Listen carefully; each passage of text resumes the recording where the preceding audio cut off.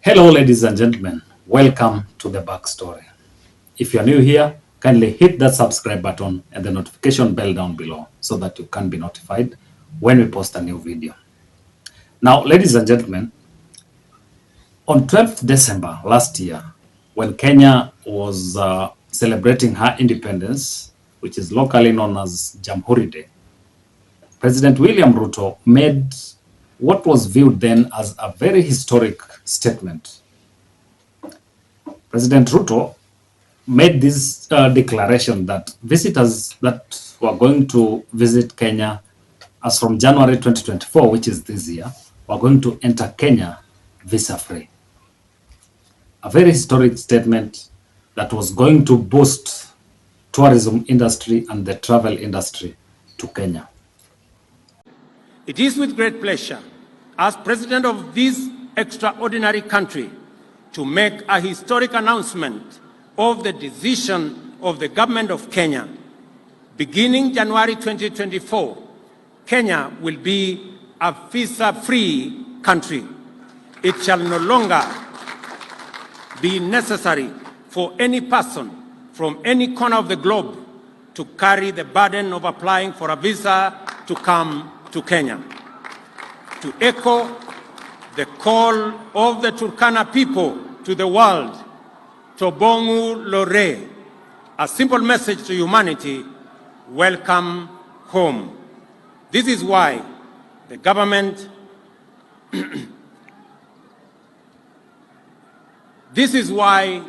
of Kenya has abolished the requirement of visas for all visitors.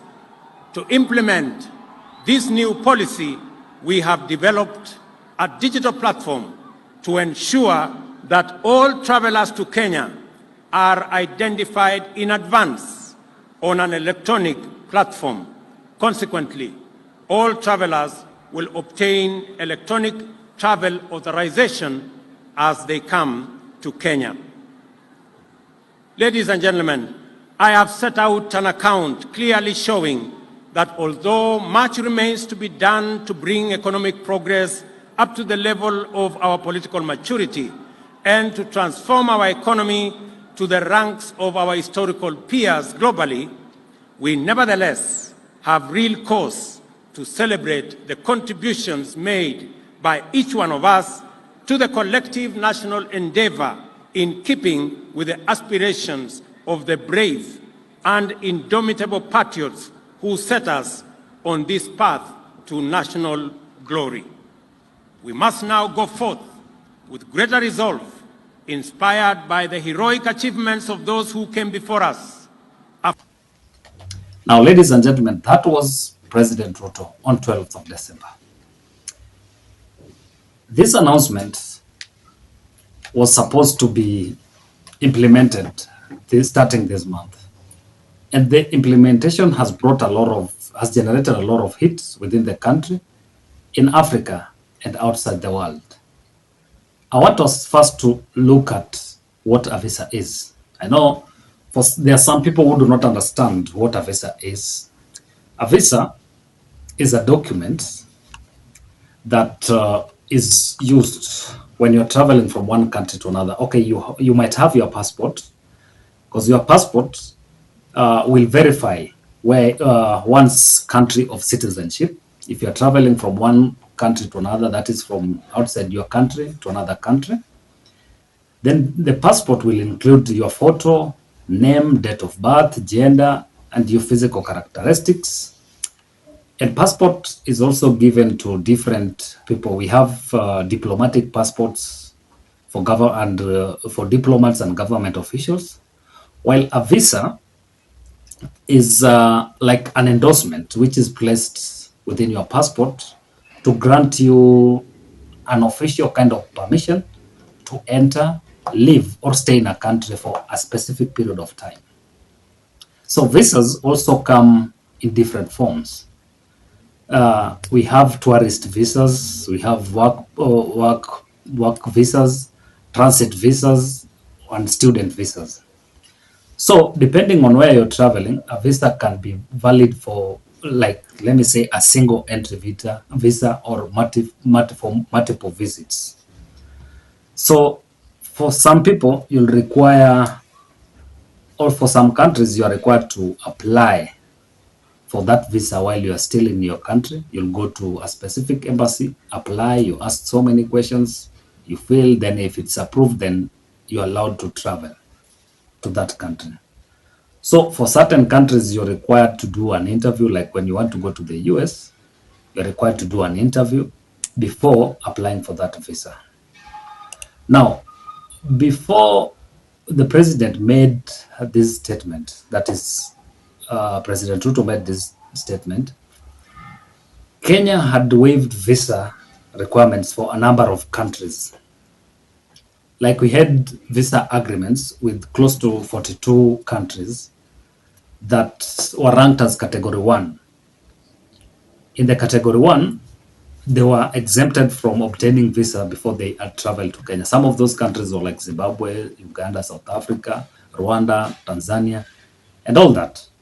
Then there are different categories that are required to apply for visas before they come into the country. So there are different categories. So mostly when you announce like a visa-free policy, mostly governments do this so that they can boost tourism, businesses. Because like when you get a tourist visa, when you're going to a country, some countries give tourist visa free of charge so that they can boost their tourism industry within that country. So if you get like a work visa, you go and stay in a country for a specific period of time.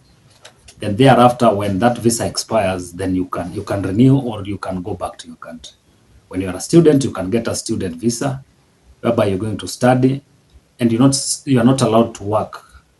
If you have a student visa, you'll just be studying, and then when that time expires, you'll go back to your country.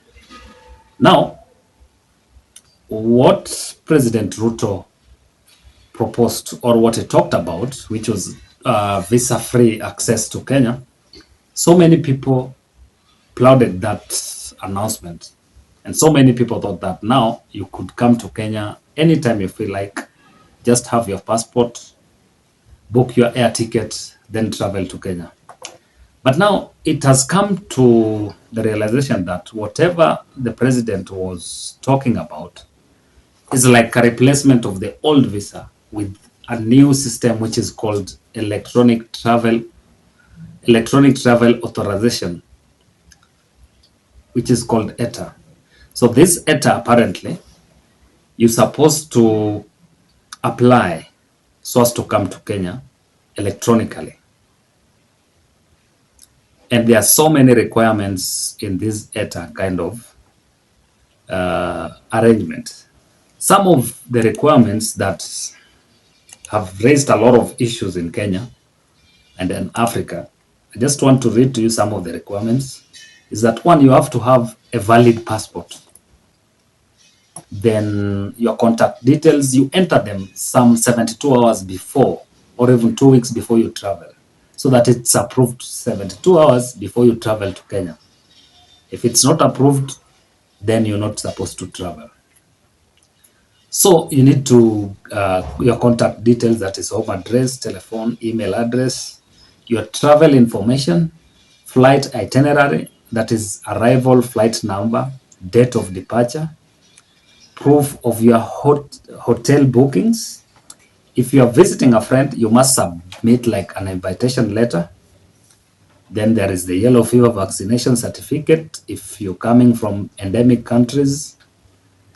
Then there is the bank card information for ETA payment. So apparently for you to apply for this, you have to pay a specific amount of money, which is around $30. So this $30 applies to other countries that had a visa kind of agreement with Kenya, whereby they'd come to Kenya visa free. So in such cases, these guys are not supposed to pay for any visa documentation. But in the current agreement, or in the ETA, you will have to do what? You will have to pay $30. So look at all that. So this has raised a lot of questions and generated a lot of hits within the country, as I've said, in Africa and the whole world. The first person to talk about this was Kenyan-born CNN journalist Larry Madowo. Larry Madowo questioned about this, and he asked if this was really a visa-free kind of arrangement, or travel to Kenya visa-free. And Larry Madowo asked one specific question. He asked the government of Kenya, the Immigration Department, to try and explain to Kenyans and the whole world what it means to travel to Kenya visa-free. In this case, he asked if this was just a replacement of the visa requirements into the ETA. Some of the people who have also complained about this are international journalists. One of them is a Zimbabwean journalist known as a well-known Zimbabwean journalist who is known as Hopewell Chinono. Hopewell is telling Africans that, dear Africans, Kenya is not telling the truth when it says it is visa-free. It has made traveling more difficult for Africans who didn't need a visa before. These are feedback from international journalists who have been traveling to Kenya on free visa. There's another one who is a Malawian entrepreneur who is known as Jones Ntuakira. Ntuakira shared similar statements saying, until 24 hours ago, as a Malawian, I could just wake up, buy a ticket, and fly to Kenya in the afternoon, visa-free. Now, Kenya has removed visa for everyone, but everyone has to pay a $30 travel authorization fee 72 hours before travel. What? Hectic. So those are some of the concerns being raised by Kenyans.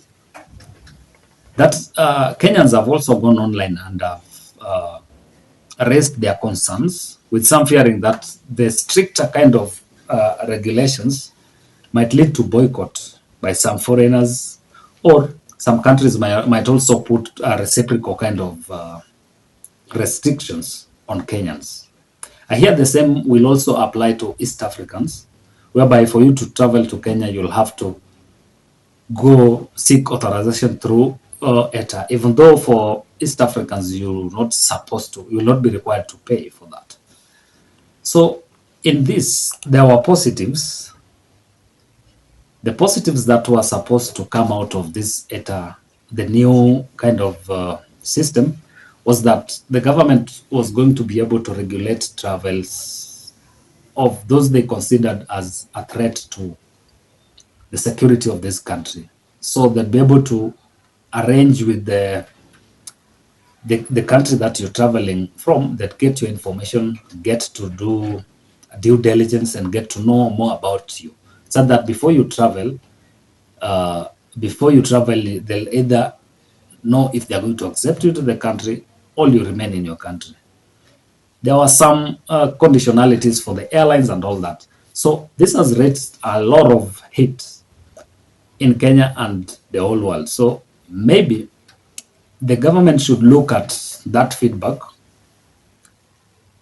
It is a positive feedback that they need to look at and try and see ways of improving this system. It could be a very good system. I know when you're implementing new policies, there are challenges here and there. They could be going through a lot of challenges, but they should look at those feedback positively, then develop that ETA system into a system that can work for Kenyans.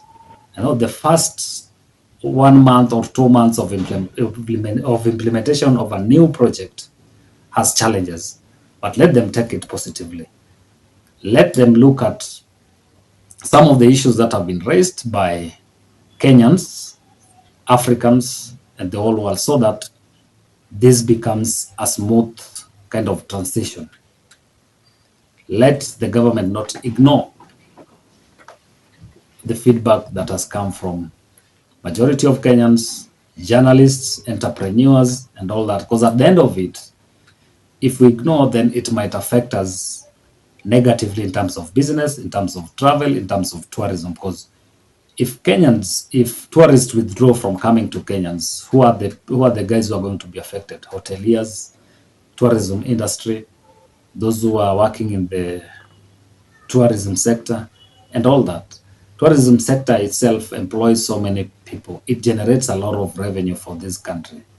One setback that I also noted that was also highlighted by one fan was that under the ETA, let's take for example, if you're traveling to Kenya, maybe as a tourist you come to Kenya, then you want to go to Tanzania, then come back to Kenya. It means that once you have exited Kenya and you go to Tanzania, you will have to reapply under ETA for you to be accepted back into the country. Remember, this takes 72 hours. So that kind of smooth transition is going to give tourists a lot of problems. So those are the issues that have been highlighted that the government should act on. That is it all, guys, from me. Until next time, goodbye.